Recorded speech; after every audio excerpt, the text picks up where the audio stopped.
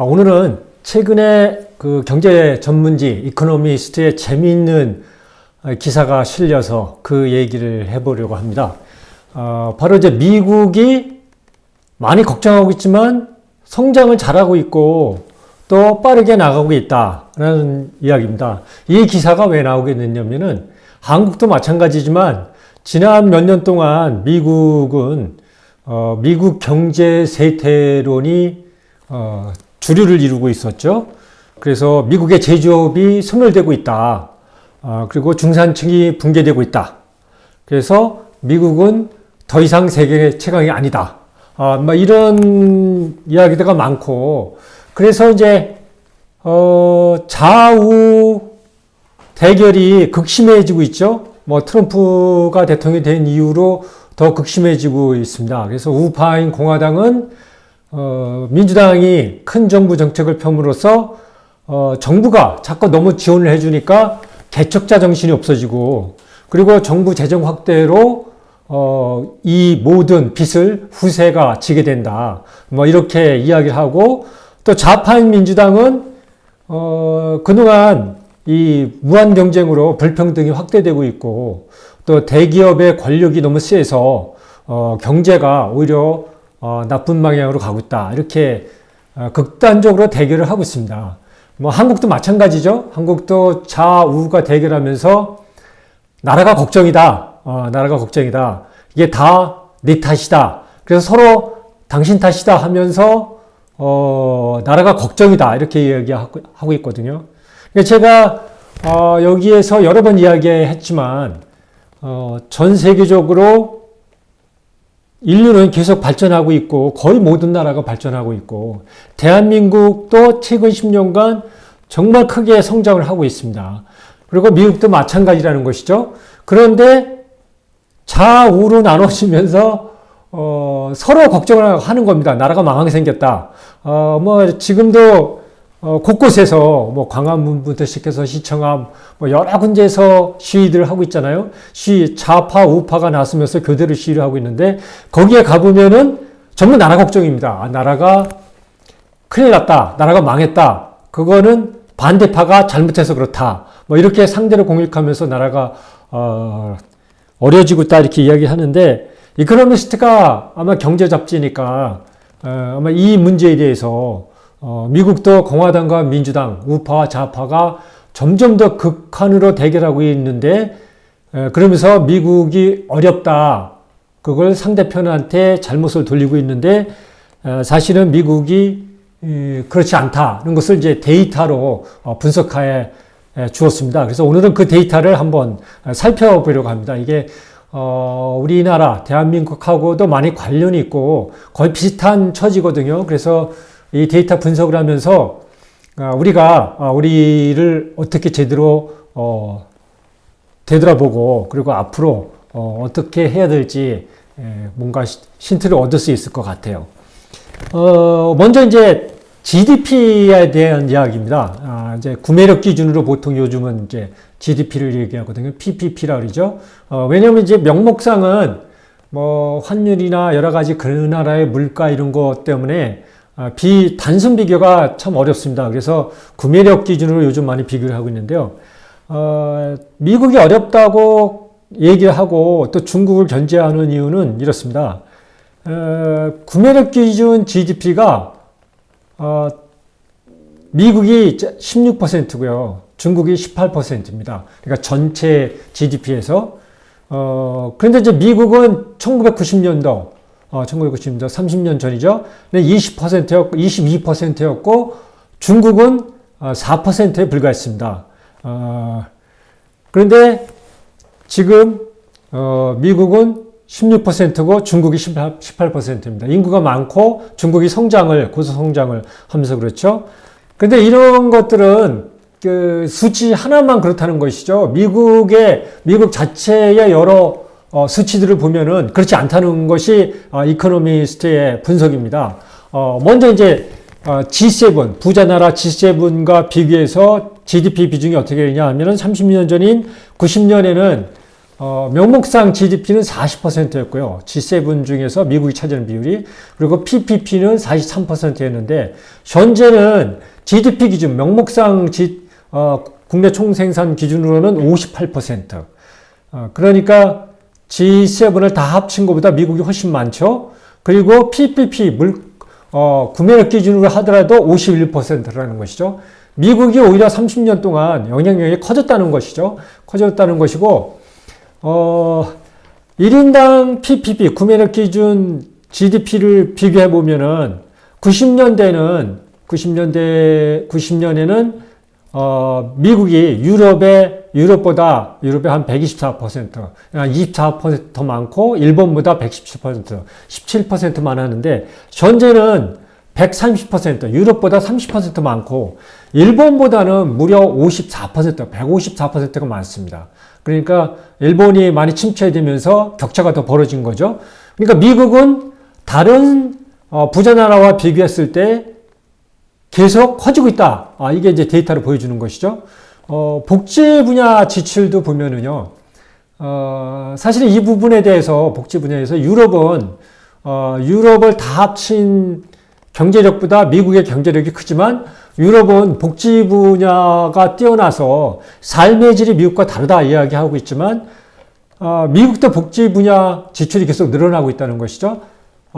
생산성이 늘어나면서, 당연히, 그 복지 분야도 늘어날 수밖에 없죠. 그래서, 30년 전에 GDP의 14%였던 것이, 3년 전, 2019년 기준으로 GDP의 18%까지 올라갔습니다. 그러니까, 삶의 질도 이제 계속, 이 나라가 부자가 되면서 좋아지고 있다는 것이죠. 또 하나는 미국에 대한, 걱정들을 많이 하고 있는데, 고용 불안정은 뭐냐면 미국은 노조 활동이 거의 없습니다. 기업의 재량권이 많아서 이 직원들을 거의 마음대로 해고를 할 수 있거든요. 그렇다 보니까 이 고용의 불안정이 많죠. 그리고 마약이 만연해 있고, 또 총기 사고가 끊임없이 나와서 있고, 도로에 가면 난폭 운전들이 많고, 이런 것들이 주로 이제 저소득층 중심으로 이루어지고 있는데, 이렇게 사회의 문제들을 비난을 많이 하고 있지만, 경제가 계속 성장함으로써, 이 문제들이 예전보다 많이 완화되고 있다는 것이죠.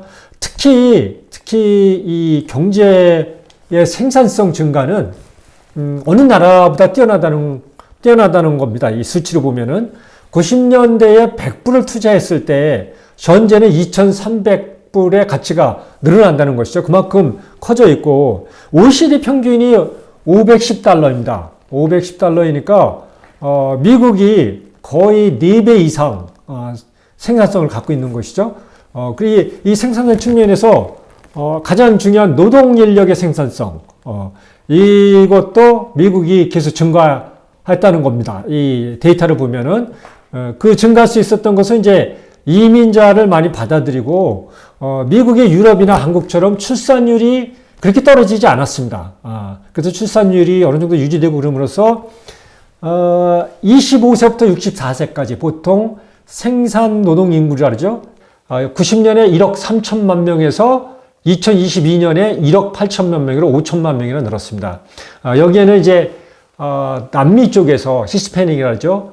이민자들이 대거로 들어와 있고, 또 이 히스패닉 이민자들이, 아이를 많이 낳습니다. 그러니까, 백인들도 그렇게 적게 낳지는 않거든요. 아이들을 많이 낳고 그랬는데, 이렇게 이민자들이 와서 또 아이를 낳고 많이 그러다 보니까 인구가, 제가 15년 전에 특파원을 할 때만 해도, 한 3억 3천 명 정도 됐는데, 3천만 명 정도 됐는데, 지금 거의 3억 6천만 명 가는 것 같아요. 이렇게 인구가 증가함으로써,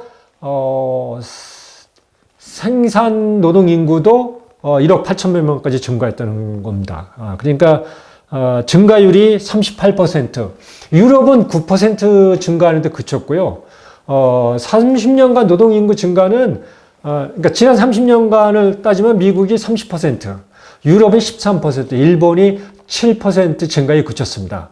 그러니까 일본이 침체된 이유는 이렇게 생산 노동 인구의 증가가 적으니까 출산율이 떨어지면서 그렇다고 이제 미국처럼 이민자를 많이 받아들이는 것도 아니고 그럼으로써 이렇게 생산 노동 인구가 줄어들고 있는 거죠. 그러면 전체적인 생산성이 떨어지고 있는 거고요. 그리고 이제 보통 이제 시간당 노동 생산성이라 그러거든요. 노동자 한 명의 생산성이 어떻게 하냐 할 때, 미국은 67% 증가했습니다. 그러니까 30년 동안. 유럽이 55%, 일본은 51%. 그러니까 미국이 다른 부자 나라보다 훨씬 생산성이 증가했죠. 주간 노동 시간도 보면 유럽이 32시간, 그리고 미국이 36시간. 물론 중국은 45시간입니다. 그렇지만 미국은 유럽보다 노동시간도 많다. 그러니까 전체적인 노동 생산성이 증가한다는 것이죠. 이렇게 된 것은 2000년대 초반까지는 ICT, 정보통신기술이 선도를 했고 그리고 2000년대 중반을 넘어서면서 인터넷 산업이 주도를 하면서 미국의 거대 기업들이 대부분 인터넷 기업들이잖아요. 하면서 생산성이 증가했다. 이 얘기고요.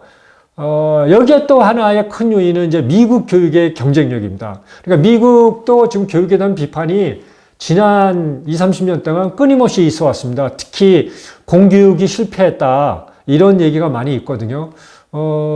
제가 특파원에서 관찰한 바로는 공교육이 실패한 것도 많죠.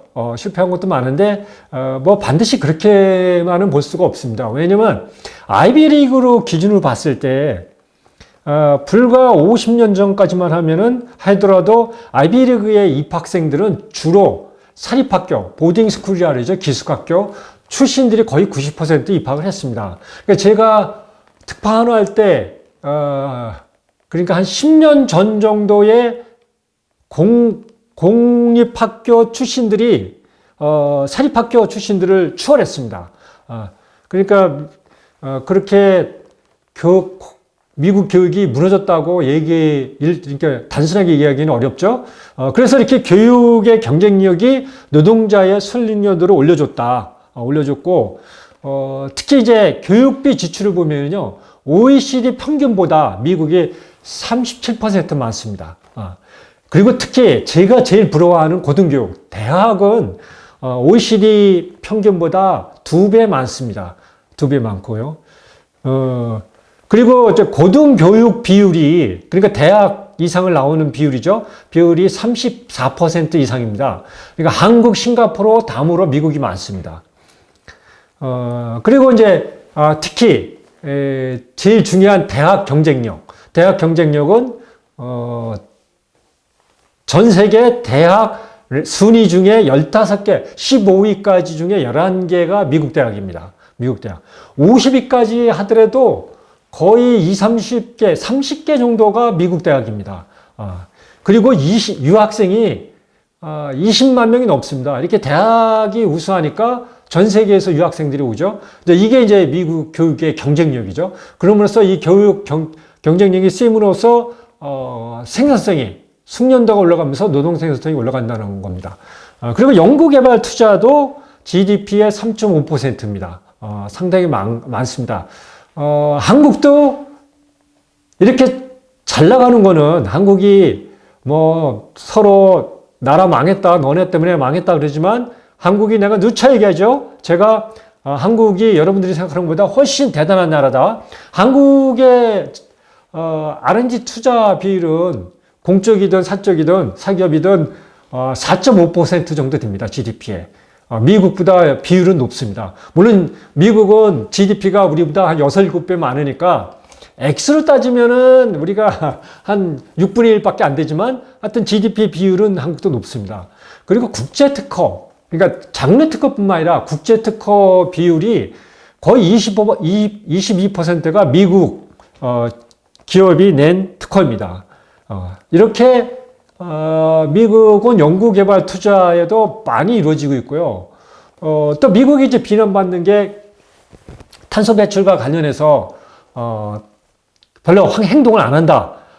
그렇지만 미국 기업들의 탄소 배출량도 2000년 초반 정도에 정점을 찍고 계속 줄어들고 있습니다. 그래서 지금은 18% 정도 되고요.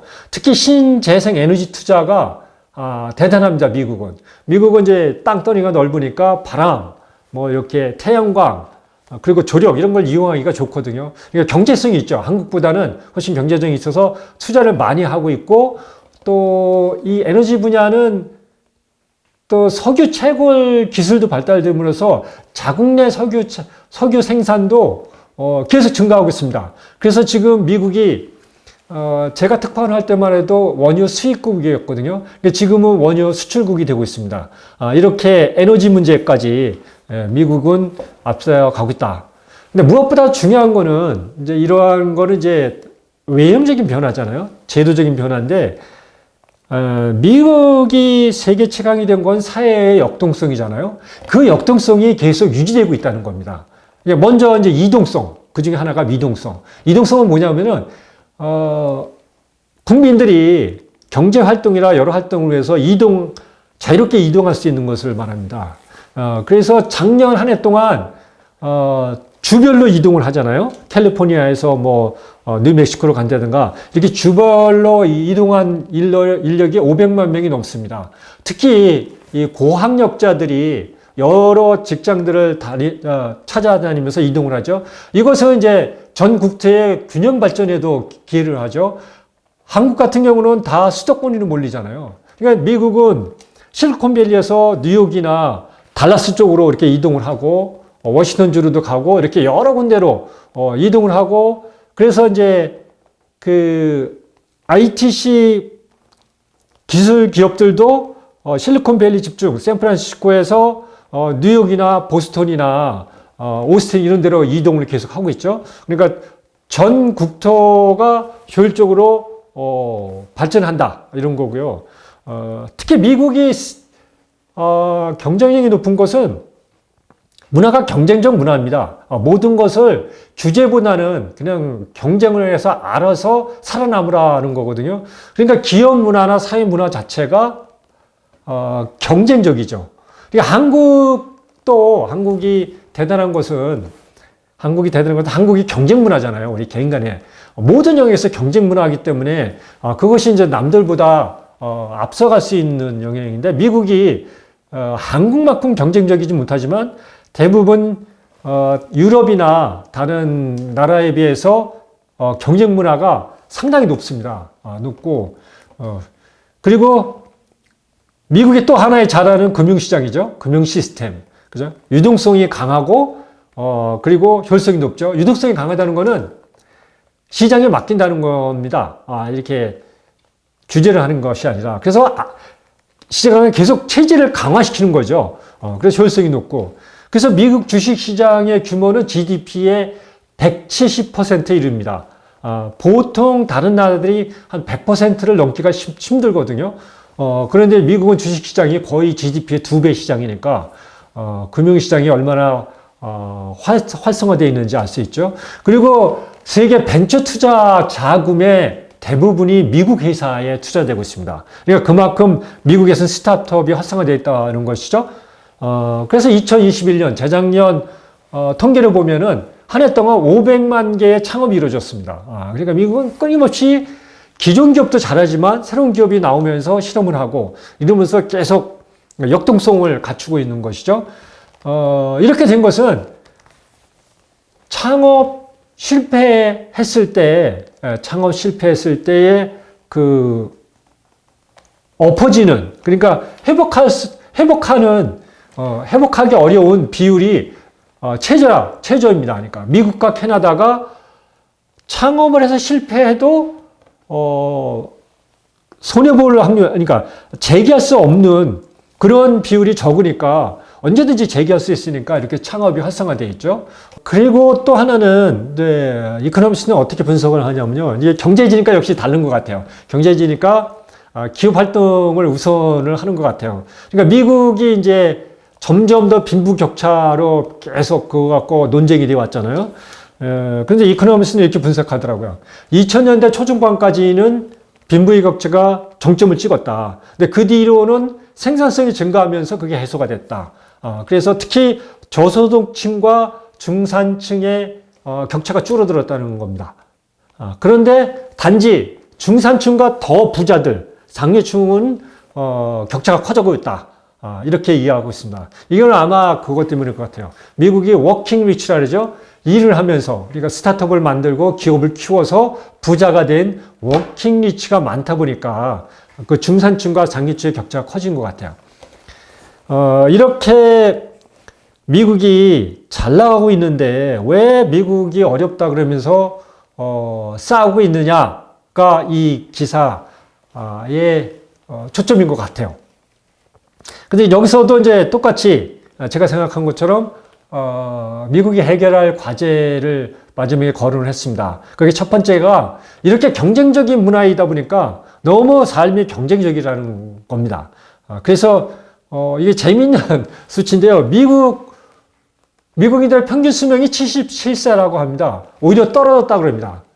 그러니까 유럽의 평균보다 한 5세 정도 낮습니다. 낮고. 그러니까 삶이 너무 경쟁적이다 보니까 빡빡하게 사니까 수명이 줄어들었다. 그리고 요즘 와서 이제 출산율이 저하되기 시작하고 있습니다. 그러니까 아마 히스패닉들도 미국에 와서 정착하고 고등교육을 받고 그러다 보니까 출산율이 저하되는 것 같아요. 그리고 이제 트럼프 때부터 반이민 정책으로 돌아섰죠. 그러다 보니까 이민자가 줄고 출산율이 줄다 보니까 그걸 급격하게 미국도 이제 생산 노동 인구가 감소하기 시작했습니다. 그리고 특히 이제 정치적 양극화. 아주 한국보다 요즘은 더 심해지는 것 같아요. 요즘 이제 뉴스를 보면은 플로리다 주지사, 그리고 텍사스 주지사. 이게 아주 극 보수거든요. 우파 중에서도 거의 트럼프를 뺨치는. 그래서 이 두 주지사들이 트럼프 이후에 공화당 다음 대선 후보를 노리고 아주 극우의 정치들을 펴합니다. 그래서 지금 그 주인에서도 계속 갈등을 겪고 막 매일 시위가 벌어지고 반대로 이제 캘리포니아 같은 민주당 지역에서는 또 극좌적인 정책들을 피고 이렇게 하면서 정치적 양극화가 이루어지는 것이 갈등을 점점 만들면서 사회 통합의 저해가 된다는 겁니다. 그리고 아까 얘기했죠. 반이민 정책 이런 걸 비롯해서 반글로벌주의. 그래서 중국하고도 계속 싸우고 있죠. 이렇게 그래서 보호무역이 점점 강화되고 이것이 미국 기업들은 어떻게 보면은 글로벌 사업으로 컸는데 이렇게 반글로벌주의로 감으로써 미국 경제에 안 좋게 작용한다. 그리고 바이든 정부가 부양책을 많이 썼죠. 그 인플레이션 감소 법을 시행하면서도 수백조 원을 책정을 했고요. 이렇게 부양책에 300조 원을 책정했습니다. 그러니까 이렇게 정부가 많이 도와주면은 아까 얘기한 미국의 경쟁 문화가 경쟁력을 키워줬는데 그 경쟁력이 줄어든다는 겁니다. 이코노미스트의 분석은. 그래서 이게 이 문제들이 한국에도 똑같이 해당이 되죠. 경쟁적인 삶, 한국이 경쟁적인 삶이니까 이 경쟁력은 포기하면 안 됩니다. 그래서 경쟁력을 유지하면서 어떻게 개개인의 삶의 질을 향상시킬 것인가 이 고민해야 되고요. 특히 한국은 출산율 저하의 이 문제는 심각하죠. 전 세계 최저 출산율이니까 이것을 어떻게 풀 것인가 방법은 이민 정책밖에 없죠. 근데 한국인들이 이 이민 정책에 대해서 태생적으로 반감을 갖고 있습니다. 그래서 이 부분은 함께 많이 고민을 하고 개방적으로 나가지 않으면은 해결하기가 쉽지 않겠다. 그리고 정치의 양극화, 그죠? 좌우가 갈라져서 서로 니 탓 내 탓 하면서 나라를 반쪽가루로 만들고 그래서 효율화가 떨어지고 있고 또 뭐 반글로벌주의는 한국이 주도하기보다는 미국과 중국의 싸움 속에서 한국이 참 사다리 타기가 참 어려워졌죠. 그래서 어떻게 이 양 극단에서 우리의 위치를 잡느냐가 중요해졌죠. 그래서 오늘 살펴본 것은 사실은 여러 번 얘기했지만 전 인류가 2000년대 들어와서 최고로 발전을 했고, 그래서 더 많은 인구들이 풍요를 누리고 있고, 그 중에 한국은 거의 세계가 주목하는 발전한 나라로서 이미 선진국에서도 계속 지속성을 갖는 나라가 됐는데, 우리 스스로 우리를 모르고 서로 상대를 책 잡으면서 이 갈등만 높여가면은 사회가 불안해지고 스트레스가 올라가거든요. 그래서 우리는 잘하고 있다. 자부심을 갖고 가자. 이것을 이제 이코노미스트와 비슷한 고민을 미국에서 하고 있다는 기사를 보면서 한번 생각해 봤습니다.